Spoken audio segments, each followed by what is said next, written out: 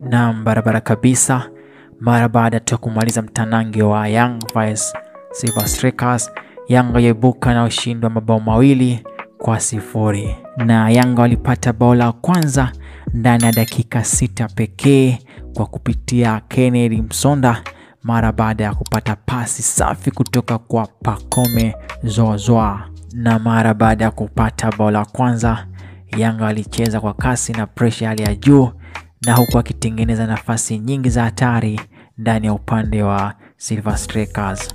Na kwa upande wa Silver Strikers, walijaribu kurudi kwenye mchezo kupitia mpira mirefu, lakini beki wa kati wa Yanga Bakari Munyeto na Yao Kwas walikuwa imara kuhakikisha hakuna tishio kubwa linalomfika goalkeeper Djigui Diarra.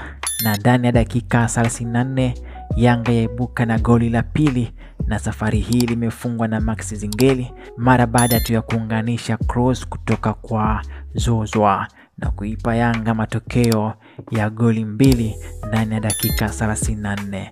Na mpaka mapumziko Yanga walikuwa mbele kwa magoli 2-0, na walikuwa na umiliki wa mpira wa 61%, huku Silver Strikers wakionekana kupoteza mwelekeo wa mchezo.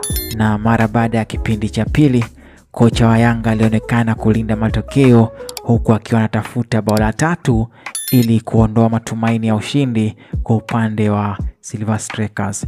Dakika 60 kwa upande wa Silver Strikers, na ndani ya dakika 60 Silver Strikers walipata nafasi moja kupitia mpira wa kona, lakini Diarra alionyesha ubora wake kwa kuokoa mpira huo kwa ustadi mkubwa zaidi. Na ndani ya dakika za mwisho Yanga walicheza kwa tahadhari na kwa umakini mkubwa, wakihakikisha hawapotezi mipira ovyo.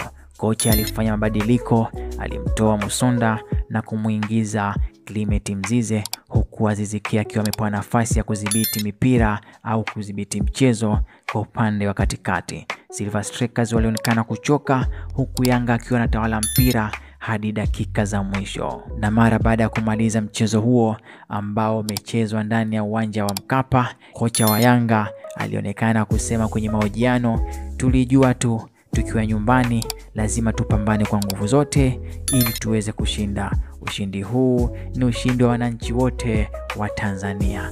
Na mara baada ya kusema hayo, usisahau kusubscribe, kulike pamoja na kucomment ili kuwa wa kwanza kupata taarifa zetu.